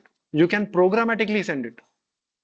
Okay, now anybody over here who has not received spam ever in their life? Nobody, right? You're getting like 50% off if you sign up with us today, right? See, there is nobody usually sitting over there and composing that email for like 1 million people. There's like a service, no, which is actually going through like, oh, here's my database. This is my Excel of names where all of our names somehow went in, okay, with our emails. And sometimes they don't have the name also. They're calling up, do you want an ICICI credit card? Who do you want to talk to? You. Okay. They don't have the name and all that. So similarly, there's a way to programmatically send emails. We can write that code, which is what I've done over here. Okay, simple Python code. You don't need to understand what is happening over there. It is simple Python code, which is having this to address, subject, body, etc., and all that. Okay, and I have a Zoho paid email account as such, which I use for my blog. Okay, so if somebody is actually signed up over there, would have got like a welcome and all that. That happens through Zoho. Okay, so I have that. So this is particularly configured with that, where it takes this to address, subject, and body. Those are the parameters. There are other attributes that you can add, but this is the essential stuff, right? What do you want to keep as the subject of the email? The body of the email, whom do you want to send it to? There are obviously other parameters, CC, BCC, attachment, not dealing with that. Programmatic way of sending an email. See, now I can make my life slightly easier. Okay, I can go to Claude and I say, I have a function to send emails. Here is the signature. Here is the signature. Now you don't just give me the email draft. You put it in a way where you're invoking that function. Okay, so that I can directly put it into my code editor and run it. Slightly easier. Not like a world of difference, but it's making it easier. Right? Okay, rather than me going to Outlook and doing all of that. Okay, so now see, it is able to understand. And going back to ma'am's point, right? See, now this is continuing in that conversation. I didn't actually go out and say, again, compose a mail, 1 week leave and all that. It is able to recall that from the previous messages. This is an example of short-term memory retention. Like suddenly it is not behaving like the character from Gajini, like what email? You get my point? It is able to retain that. And this is what we want in any intelligence system that we end up building. Okay, so it is doing that and it's like, oh, code, I have to write code. That is child's play. It has gone ahead and done that. So right now it has not given me any email draft. It has put that over here into this function itself, where it is using the signature that I shared. This is not public knowledge. Just something that I wrote. It has put the to address, subject, body, etc. and all that. Okay. How do I make this even easier? So again, I have to copy paste this. Instead of copying it to Outlook, I have to copy paste it into my code editor, into VS Code, right? So this is round 3. Okay, where like laziness at its peak. Okay, what I've done is the starting portion is the same, where there is a function for sending emails. That function exists. Okay, it is the same as which was there in round 2. Now, see, I was going to Claude and I was typing in a message over there. But the thing is, even that can be programmatically handled. Like we mentioned earlier, they are using model as a service. Okay, we are just making a call. We have to mention the endpoint, which model we want, what is the request, what are the credentials. If I provide all of this, I don't need the fancy Claude desktop or chat GPT. I can directly make that call through code, which is what I'm doing in this example. Okay. So over here, see, we have this API key. It's like my password. Okay. So I'm saying that go to Grok. There's some fancy stuff over here. Don't worry about what is happening over here. We'll go into the details later. Essentially, what is happening is this generate email body for the following prompt. Okay, only return the body of the email, etc., and all that. That is what I put over there. The same stuff which I was putting over there. Okay, on the GUI, on the fancy GUI, I put it programmatically. That's all. And then I've chosen the model. Llama 3.3, that is the version. This is the type of model. Llama. Why have they chosen Llama? Anybody knows? Correct. But why the name Llama? Because it has a LLM in it. Okay. So that is why. I was like, obviously it's an animal, but then also because it has the letters LLM in it in the correct sequence. Yeah, the A is right. But anyway, so that is why they chose it. So Llama, that is the family of models. There are several Llama models available. So which one? 3.3. Within 3.3 also you have flavors. 70B, 70 billion parameters. And then after that also you have something versatile. There are instruct, there is code gen, there are different types of these models available. So basically what I've said is use this model on the Grok cloud. This is the prompt, generate an email. I got the email content over here. Okay, over here, I'm saying get the email body by making that LLM call. Okay, instead of me going to the GUI, I got the email body over here. And then I'm saying, oh, I wrote a function for sending email. Hook it up over there. Get this body from here, put it over there. We are done. Now, like I said, this is laziness at its peak. I'm not copy pasting anything. I'm just going to run this program. Email goes out. This is agentic AI in its most simplest form. Okay. Now, purists can go ahead and argue that, hey, no, this is GenAI, or you didn't really attach a tool and so on. This is an example. It's a very, very basic example of what agentic AI is about. Instead of you going to one tool, copy pasting something from that, making another tool call, you're doing it all together. Is there LLM involved when generating the email? Yes. Is there LLM involved while sending the email? No. There is no LLM required over here. This is plain, simple Python program. Where it is like, oh, here is the subject, here is the body, here is the tool, here are the Zoho credentials, send it. Basic Python programming. No LLM, no Gen AI involved. An agentic AI workflow will be like this. It will be a mix of some LLM actions plus non-LLM actions, both of them combined.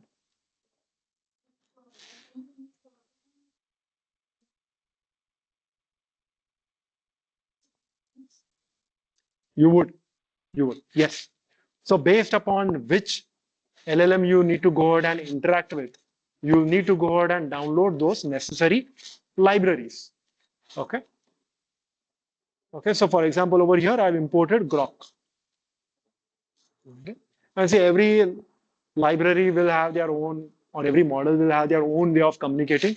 There are libraries built on top of this also, for example, LangChain, which make it easier for you to go ahead and switch models. So you write your code once, you just modify some properties, modify the model name, the key, etc. and so on. And then it's like the same write once, but run for multiple models. Okay? The takeaway that I want you to have from this, right, is that what exactly is agentic AI? Okay, it's this whole networking or this collaboration that we built out. Okay? In a way, one could say that this email sending portion, that is the tool. Okay, that is the tool that we attached in the workflow. It is not a reasoning tool. It doesn't need LLM. LLM was required for going ahead and creating the email draft. That was it. Okay. This whole thing, we can say it is a very simplistic agentic AI workflow. Okay. It obviously gets more complex than this, but this is the basic part of it. Okay. So there will be an agent, there will be a tool. You are combining them both together, saying this is the goal. Do it. Okay, we'll go into more advanced concept, but this is essential to understand first. Maybe one or two questions before we break for lunch. Yes. This is quite advanced, but this question in mind regarding this security network. There is a lot of prompt injection happening. Correct. There is some, I don't remember the exact thing, but some LLM had deleted database and it created a fake again in the database. So, is it part of hallucination or not? Where does this fit? How we can avoid this? Because from my standpoint of view, security is the first thing which companies are when you're going to sell. Got it. They don't want their data to be exposed to this kind of attacks. So it will technically not be part of hallucination, but it will be a case of missing guardrail, I would say. So now what also happens over here is, so let's take this example. Okay, and guardrails, okay, are things that we actually, guardrails, the literal sense of the word is, so you're driving on an expressway and there are like these guardrails on the sides of the road so that if you make an accident or so on, you're at least not falling into a ravine or a valley. Okay, you're at least hit over there and you're stuck, right? So similar concept over here. Maybe I do not want, maybe let's assume that, I have this connected to my bank statement or so on. Okay, it has that information. I don't want it suddenly somehow, miscalculating a request, taking all information, all of my recent bank transactions, sending that as an email. We don't want that to happen. So whenever you're giving it access, an agentic AI workflow to your data sources, because that is where the fun is, right? If it is just ChatGPT, it is not really fun. You want to go ahead and contextualize things. You want to connect it to your company's database, your data source, whatever. But you also don't want to have it do undesired actions. Like let's say we connect it to an AWS account. Okay, and we have done this. Okay, where we have created agents to go ahead and monitor AWS account, brings up services when it sees that it goes down. But then suddenly we don't want it to go ahead and delete everything and be like, oh, some user said delete everything, I deleted. Okay. Or, maybe an example of something acting as a financial assistant for me. Okay. And then suddenly one day I did a typo. Okay. And it like donated everything that is there in my funds to some charity. I don't want it to misbehave. So that is where we put guardrails. Okay, so guardrails are very good and say that, okay, this is the plan that the agent has come up with. Now we are going to go ahead and ensure whether it is doing that or not. A customer chatbot. You don't want your chatbot to suddenly use angry words with your customer. Right? Okay, just because the customer got angry, you don't want the bot to say, oh, you deserved that. You don't want that, right? Okay, so there is a particular tone that you want your bot to maintain. See, these are your guardrails. You suddenly can't go ahead and you can't keep on monitoring every request, which is where guardrails come into play. There are different frameworks themselves, like guardrails AI, which you can then attach with your workflow, and they say these are the things to look for. You go ahead and say that there should be no offensive words. You should go ahead and check for this tone that we're going to send to the user. So all that can be then done together. So for security, that is one area. Are there any framework or ready-made tools where you can program it, like in AWS, Hmm. we have client tools, etc., where we can at least for the manual user we can do that. But for AI, So in Bedrock itself, there is guardrails available. They have a separate feature for that, where they have like 3 or 4 factors in which you can go ahead and use a slider to control how you want to restrict the information. There is Guardrails AI, which is like an open source tool. You can run that locally, you can run it on the cloud. You can create something of your own where there's a different agent for basically enforcing guardrails. Okay, so you can do that. So this is what agentic AI is at the very basic, like level 0. Okay, where you're saying, okay, there is an LLM call, there is a tool call, there is an overall goal which the user wanted, and the system accomplished it. Okay, we'll go into more details of this post lunch when we are all like not hungry. Okay, but any basic question before we head into that? This email has been created by a pre-show, or is it like the company has created and from that it has been created? You mean how is the LLM doing this? Well, I'm just asking, okay, this is like from ChatGPT, I am sending an email to all the clients or customers, or is it like for a bank? I'm Hmm. guessing the bank has a separate AI and Hmm. AI tool. So for that, from So it depends. See, in this example, it is using my credentials. So the emails that will go out will be from claudius@claudiusfernando.com. but this is being used by ChatGPT and to create this email. To be very precise, I'm using Grok. No, no, I'm just saying. Okay. Yeah. I'm using the Grok model, and Grok model is able to generate email because it has been trained on a lot of emails. So then it is able to come up with an email body, which then I'm sending out through this code which is running on my machine, which connects to the Zoho email server using my credentials, sends it out to whoever I put into. So see, if you look at this code, I'm also saying enter the recipient email address. So I've written the code this way because Grok doesn't know what my manager's email address that way.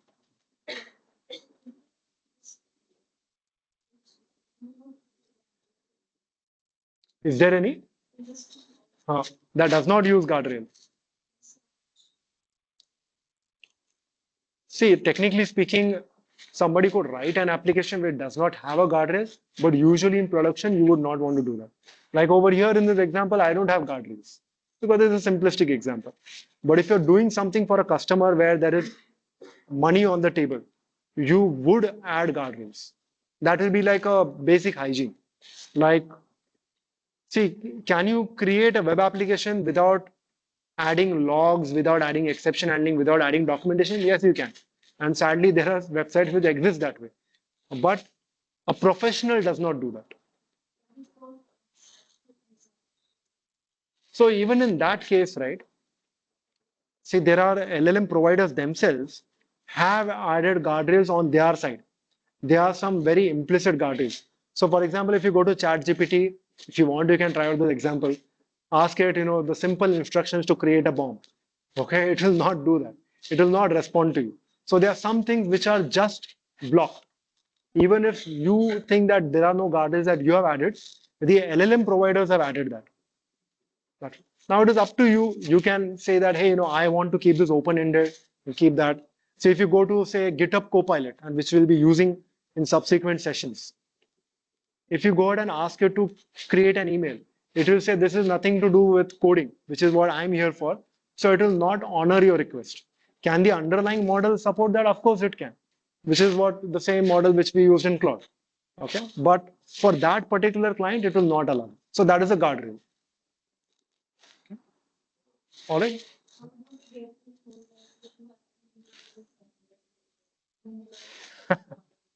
Trial and error. You'll have to try it. So what happens after? See, there are certain blogs which will give you very detailed summary of which model is good for what, etc., and all that. So you can refer that. Also, what happens is as you start using it, you'll get a general feel for it. Oh, I have to do something in healthcare. Better to go with Claude model. Okay, I want to write an essay. Okay, better to go with GPT. Things like that will happen. Okay, and obviously some models are only for, say, image generation. So then you can't use it for generating code or text. It's like that. For every model, you'll be able to go to their model providers page and read more details on what has it been trained on. Okay, for example, if you're using Amazon Bedrock, every model will have a model card, which will talk about what is this model trained on, what is supposed to be used for. And then they will have a playground where you use the model, you send in a request, you get a response, you see whether that matches your desired outcome or not. Okay. All right, so we'll take a break now. We'll check with Simran.